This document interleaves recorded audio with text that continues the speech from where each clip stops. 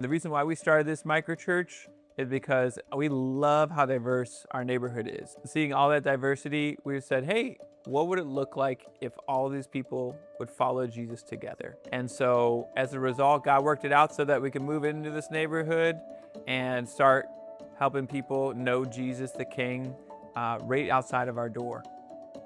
I think for me, the most important thing that I want people to feel when they walk into a house church like ours is I want them to feel just loved. I want them to feel the love of God through His people. I want them to feel like they're home.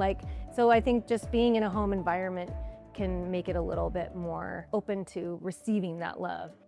So a lot of people wonder, what does it look like to have kids be a part of a house church? We very much want children to be a part of the church service, but we also want the adults to have an experience where they're able to connect with one another and really engage. So at the beginning of our time, we're all together, whether that's sitting in the living room, sharing stories about our week, singing a song together, and then we separate and the kids go with one or two volunteers into the backyard or a different part of the home, and we get to read the Bible. We play interactive games with them. They're getting a lot of one-on-one attention, and we just get to process their week with them as well, asking them questions like, hey, did you feel loved by someone this week? Or how did you love somebody this week? I think one thing about being in a house church that is maybe advantageous is you really get to see a different side of people, see them let their hair down a little bit.